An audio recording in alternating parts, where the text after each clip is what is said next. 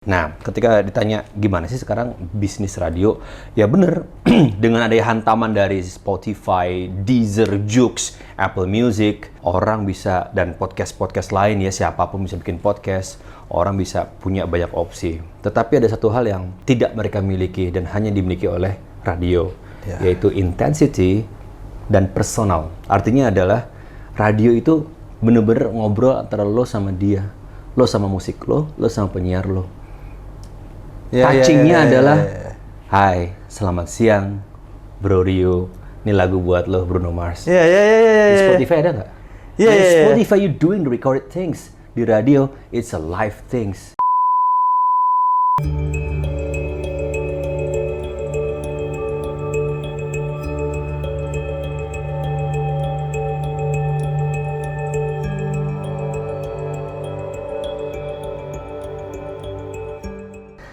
Berarti lu nggak minum nggak apa? Berarti kalau gue boleh lebih dalam lagi, nah kalau ngapain dong?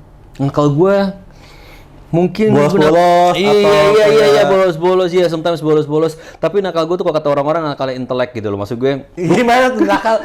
Coba nakal, jelasin. Gue pernah ke sekolah pakai sendal jepit gitu loh. Hah? Kemana? Ke sekolah pakai sendal jepit. Oke. Terus nggak bawa buku pelajaran, bawa apa sih dulu namanya, map organizer yang seperti itu.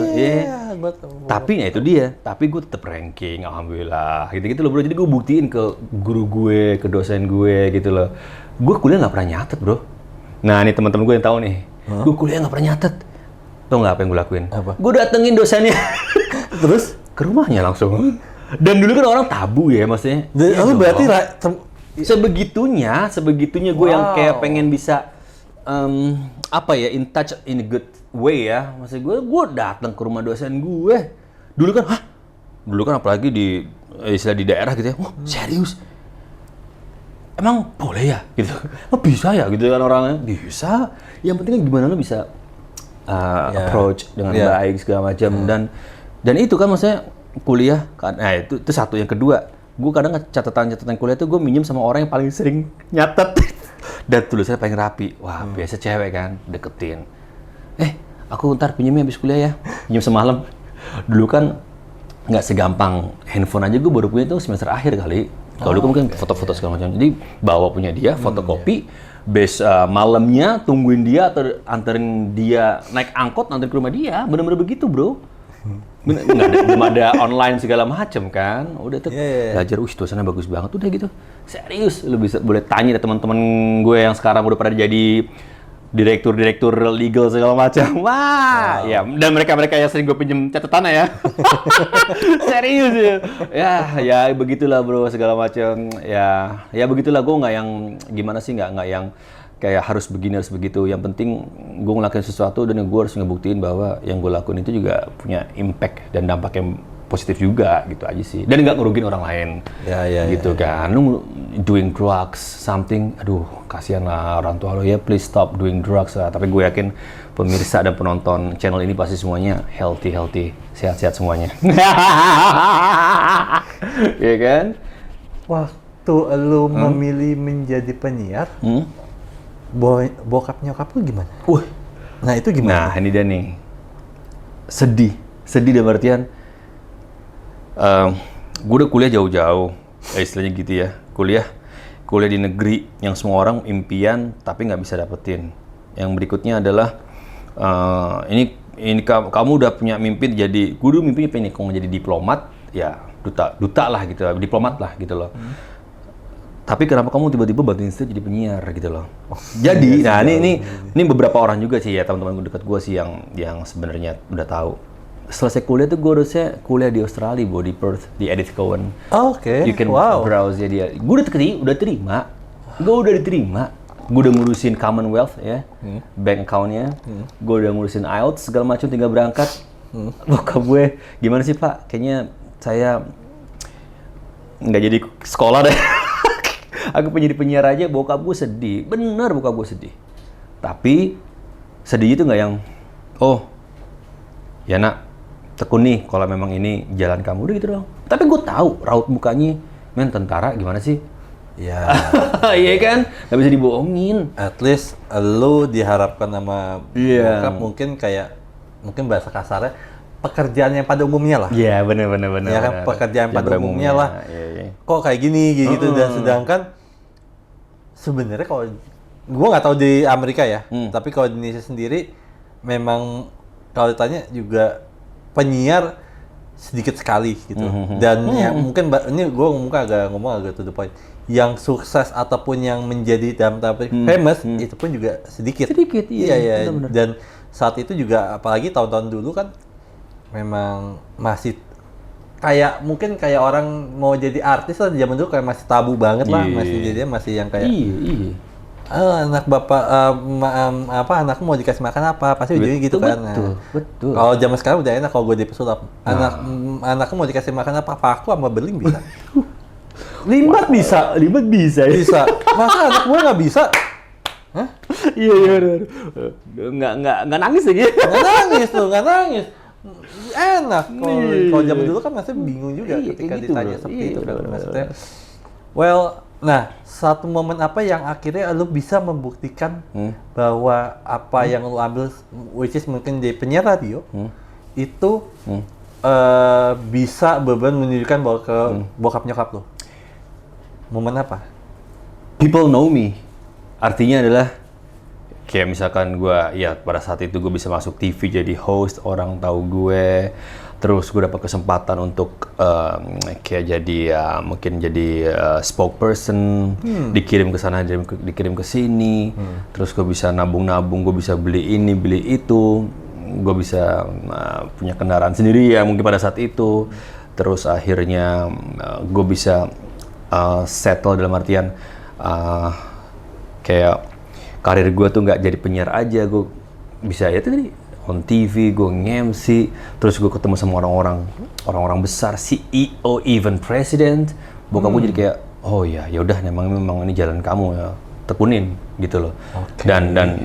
Dan ya yang paling seru adalah kalau misalkan tiba-tiba lagi pergi sama keluarga, Mas Cesar ya boleh minta foto nggak? Terus yang ngambil foto bokap gue, itu bokap gue tuh kayak, wah anak gue diminta foto gitu. Ya itu bokap gue beliau ngomong gitu. Wow. Gitu ya. Karena kan ya maaf ya pemikiran gimana sih? Orang zaman dulu kan Iya. maksudnya begitu aja mungkin Begitu bagi aja. orang zaman dulu juga aneh banget Aneh kayak banget. kayak gitu doang lu bangga nih kayak Iya. gitu emang bisa ngasih makan anak orang nih kan pasti orang mikir iya. zaman dulu seperti itu. Sempit itu. Iya benar-benar Iya, itu benar-benar ya.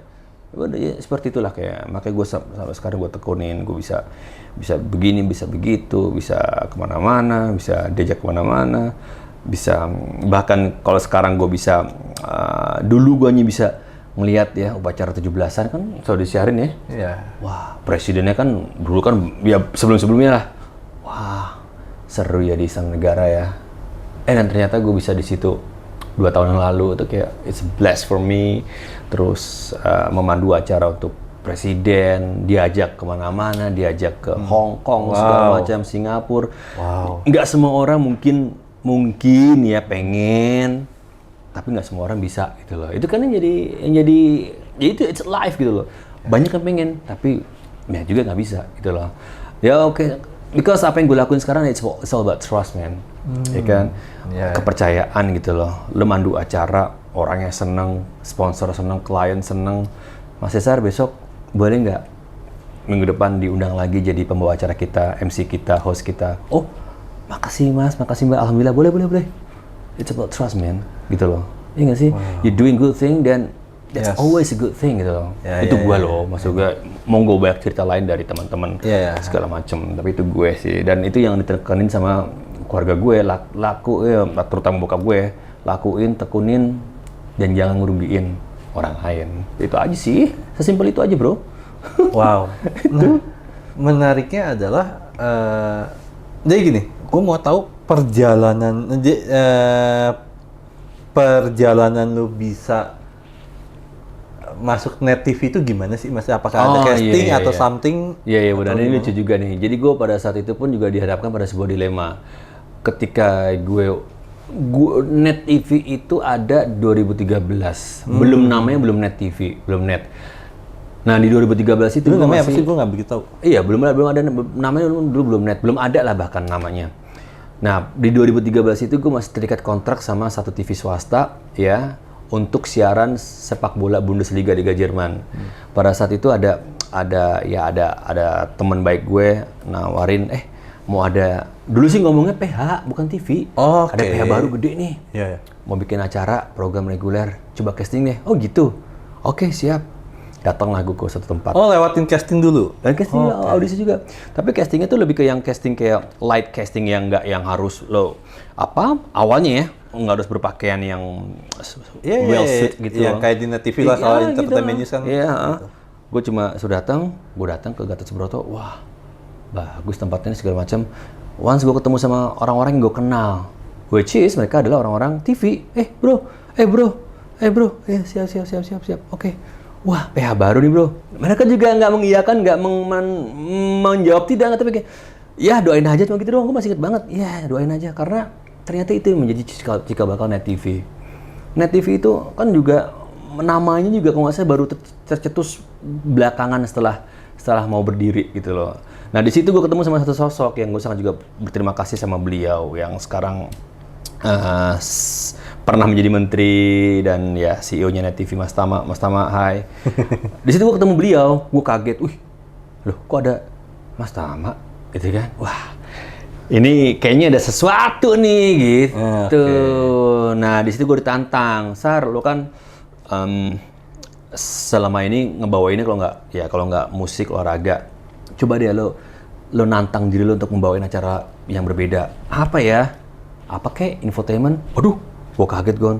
Karena image-nya infotainment, gosip kan masih ngomongin orang lain kan? Iya dong, bawain berita gosip lah. Everything yang infotainment pasti gitu. Pasti gitu. Pasti gitu. Aduh, saya kayak nggak berani, dia takut. Bukan, ini infotainment itu yang lebih luas, yang semuanya itu harus positif, harus yang baik, yang good news. Oh gitu. Yaudah coba. Akhirnya gue diterima, bikin pilot, jadilah entertainment news itu. Program termasuk program unggulan juga kan dulu kan? Iya, betul. Program unggulan segala macam. Yang tagline-nya ada no gossip. No gossip, bener. Tapi tetap aja semua itu tetap aja sih. Ada gossipnya sih. Iya, tetap gitu. ada. Tapi jujur di saat dia ngomong no gossip itu sebenarnya mungkin gini. Pikiran bahwa alam sadar itu kita tahu bahwa itu gosip. Gosip ya. Realitanya, tapi entah kenapa dengan kata-kata no gossip itu orang terhipnotis dengan terhipnotis. Itu gitu maksudnya. Nonton nih, kayak gimana sih gitu. Iya bener. Dan emang awal-awalnya seperti itu kan, ya kita hanya ngangkat yang berita tentang yang keluarga yang mendidik anak, terus yang achievement seseorang, yang bagus-bagus lah, berita Hollywood segala macam, dan menyenangkan sih. Dan di situ gue juga, kayaknya emang ini nggak salah gue menerima tantangan ini gitu loh. Ya udah, akhirnya gue bawain sampai 4 tahun kalau nggak salah ya, 4-5 tahun lah, termasuk program yang paling lama juga. Terus dan program-program lain di net ya. Gitu sih bro. Itulah kurang lebih ceritanya. Jadi orang-orang ada yang udah tahu, ada yang kayak oh gitu awalnya lo di net, iya gitulah. Seru sih, seru. Dan kalau gue lihat, gue nggak tahu benar atau cuman apa yang gue lihat, mungkin pertama kali lo berakting atau ya gitu, mungkin pertama kali di The Ace nggak sih? Iya itu salah satunya. Sebenarnya sih awal kayak gitu. Nah, di situ sebenarnya ya ini lagi dan lagi sih sebenarnya Mas Tama juga ngasih kebebasan buat gue. Lo jadi diri lo sendiri aja. Lo jadi lo yang ngocol, yang ngebanyol, yang jadi pemecah lah istilahnya. Yang host yang ya jadi lo kan suka ngebanyol juga, serius bisa. Nah, lo bawain di series ini, di sitcom ini. Itu jadi gue dikasih kebebasan untuk itu. Jadi skrip ada, cuma nggak yang 100% tentunya gue bawain, tapi lebih ke ada improvisasi segala macam gitu kan. Paling penyiar radio ya. Iya. Improvisasinya kan kental banget kayak gitu kan. Ya gitulah kurang lebih bro. Ya itu salah satu sitkom yang melegenda ya masih diomongin sampai sekarang ya. Dia kurang lebih seperti itu lah bro. Tapi dengan lu yang mungkin menurut gue luar biasa dan sebagainya, pernah nggak sih kayak dapat tawaran film atau something? Pernah. Bahkan sampai berapa tahun kemarin juga pernah. Gue masih takut bro. The reason gue takut karena film kan apa ya, satu sajian seni yang ditonton banyak orang dan lo fokus nonton, bukan acara TV yang istilahnya lo di TV di rumah juga bisa nonton. Ini kan lo datang ke bioskop ditonton. Once tiba-tiba ini orang actingnya jelek nggak banget, itu yang masih gue kayak takut aja gitu loh.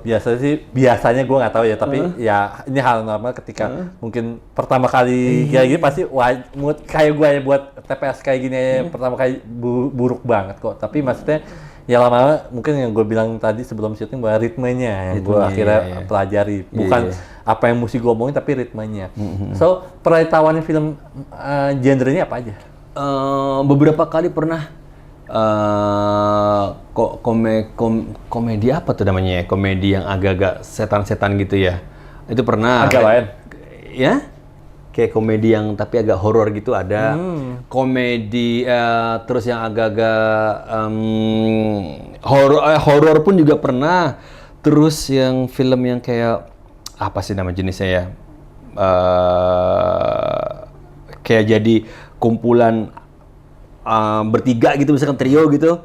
Terus habis itu lo jadi kayak di film itu jadi kayak trio ngebanyol juga pernah ya, semacam komedi juga sih. Pernah juga. Terus tentang film tentang genrenya biografi apa itu autobiografi gue lupa deh. Pernah juga. Tapi gue itu dia masih belum yang 100% gitu loh. Beda sama kayak gue nge-host atau gue jadi MC, itu beda. Jadi kayak masih yang tarik ulur gitu. Nah, gue nggak tahu ya, mungkin kalau kata orang lu belum nyoba, karena kan pasti ada pertama kali coba deh ya kali ya, semoga ntar habis ini ada yang melihat dan mendengar, mungkin gue akan mencoba, mungkin ya karena jujur takut gue ketemu sama orang-orang, apalagi kalau misalkan ada aktor-aktor sini. Nah itu aktor-aktornya senior semua pada waktu itu. Ya gue aduh tambah lagi, gue bilang deg-degan lagi pasti kan ada deh. Gue malah justru kalau pas casting ini gue malah berharap nggak dipilih deh gitu loh. Gue nggak sampai begitu bro, apa yang biasanya kayak gitu biasanya dipilih tuh. Iya. Aduh nggak deh. Iya deh. Ntar dikabarin Mas Cesar. Iya siap. Gue takut aja gitu, masih kayak gue takut dibilang itu dia masih. Ya itu dari gue pribadi tuh masih sangat punya banyak pertimbangan untuk apa-ngapain gitu loh. Kadang takut, kadang khawatir, kadang skeptis, ragu. Itu masih menjadi salah satu hal yang sampai sekarang belum bisa lepas dari diri gue bro. Gitulah. Nah. Menariknya adalah yang gue juga penasaran juga, kan kalau gue lihat dari tadi ataupun dari lu kan orang yang memang periang banget ya, happy banget dan sebagainya. Ya memang wajar lah gitu, cuman tapi lu pernah nggak sih punya mungkin titik kehancuran, titik jatuh lu pernah nggak sih ngalamin? Iya pernah pada saat pernah. Ya gue nggak bisa memungkiri ya pada saat gue dulu di net. Sorry, gue potong tuh. Karena menurut gue, ketika seseorang yang... Sorry, gue potong ya. Jadi ketika orang terlalu... Ngerti kan? Maksudnya terlalu happy banget, terlalu yang boom banget. Berarti dia pernah... terjun payung, boom gitu. Ketika orang yang mungkin yang sedih banget, pasti dia naik banget. Pasti. Dan kalau tengah-tengah beda urusannya. Betul. Pernah nggak sih atau gimana? Pernah. Dan ini menjadi salah satu... filosofi atau prinsip hidup gue ya. Sebelum gue ngomongin tentang prinsip hidup gue, ya tadi itu yang lo tanyain, pernah nggak sih ngalamin the lowest point gitu ya? Ya gue nggak memungkiri waktu gue di net, itu salah satu tempat kerja gue terlama. Gue pernah di Indosiar, pernah di RCTI, tapi cuma setahun 2 tahun. Di net gue bisa 5 tahun dan gue bukan cuma satu program doang bro. Jadi ya alhamdulillah dapat, gue bisa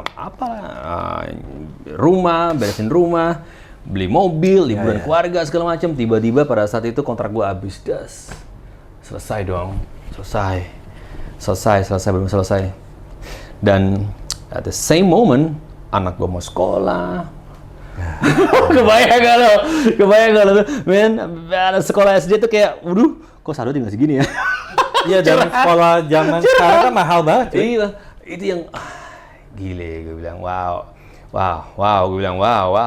segala macam ya kan. Itu yang akhirnya gue kayak, ya udahlah,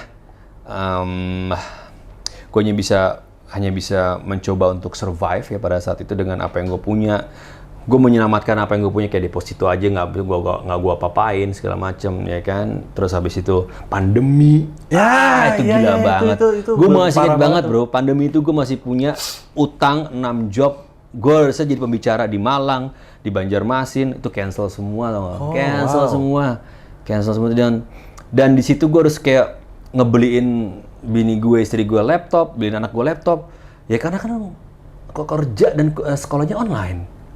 Lo bayangin, Istri lu kerja apa sih? sekarang istri gue jadi konsultan di Markless. Dia itu bangkir. Dulu kerjanya, bahkan gue pertama kali ketemu sama bini gue, kerjanya dari bank ke bank. Emang passionnya di bank dia, bank segala macam. Sekarang jadi konsultan di Markless. Ya, ada satu momen di mana gue sangat berterima kasih juga ya sama sang pencipta ketika ya itu tadi, ketika tahu bahwa ini mungkin adalah salah satu pegangan hidup gue, filosofi hidup gue sampai sekarang masih gue anut. Lo hidup tuh harus cukup aja, nggak lebih nggak kurang. Bersyukur dengan apa yang lo dapat aja, udah cukup aja.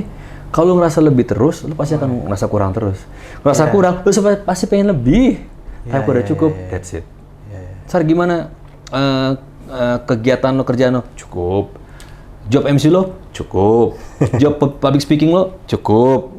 Anak-anak istri? Cukup. Anak gue yang kedua, insya Allah Juni TK. Cukup, udah aman. Jadi kayak, ya itulah, gitu bilang. Kadang ada, God works in a mysterious way, bro. Iya. Allah tuh bekerja dalam, ya maksud gue, pandemi tiba-tiba harus beli 3 laptop, gimana rasanya coba? Terus mata gue tuh ingin gara-gara nge-zoom terus, bro. Hah? Iya. Awal lu nggak pakai kacamata ya? Nggak pakai kacamata. Iya. Ya sekarang lu nge-zoom ya, teman-teman ya. Nge-zoom, kerjaan nge-zoom. Oke lah kalau misalnya cuma 1 layer. Dulu kan semuanya kan via Zoom ya. Kalau misalkan 5 layer, berarti berapa peserta tuh? Let's say 20 kali 5. 100 peserta, lu sapa semua.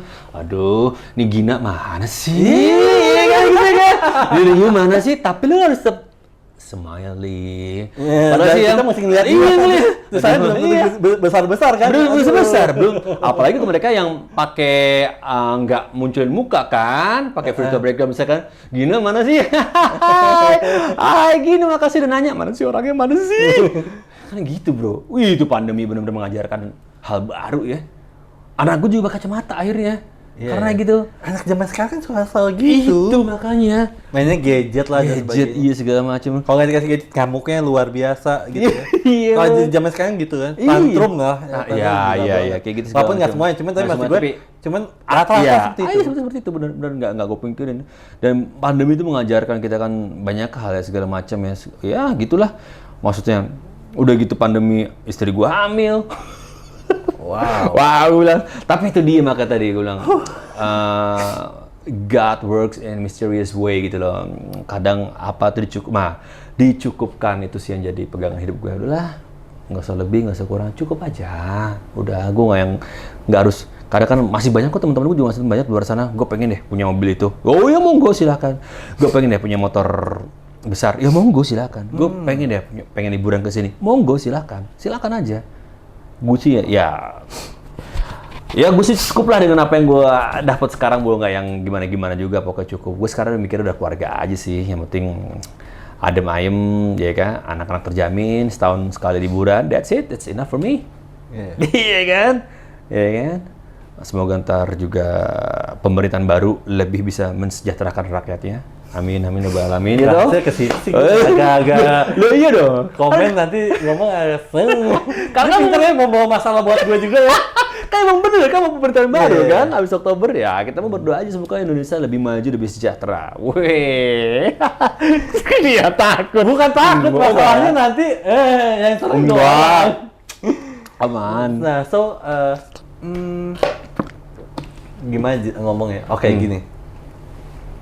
Percaya karena ya gini, misal lu tahu misalkan kopi itu pahit, karena orang lain yang ngomong sama lu yang nyobain beda. Ya, betul. Bener ya? Betul. Nah, betul. Begitupun dengan perjalanan spiritual journey lu, ada nggak sih suatu hal yang bikin lu kayak akhirnya gitu. Akhirnya lu bener-bener percaya bahwa semesta ataupun Tuhan atau keajaiban itu ada, itu pernah nggak sih ngalamin? Oh iya pasti. Ya, itu tadi ketika tahu istilahnya sekarang lo momen saat lu gue bahasa begini, abis kontrak kata keluar dari Net TV, itu berarti salah satu momen yang bikin lu termasuk yang hancur atau terpuruk. Iya, semacam kayak oh boy, masih bisa berkarya lagi nggak ya gue di layar TV gitu.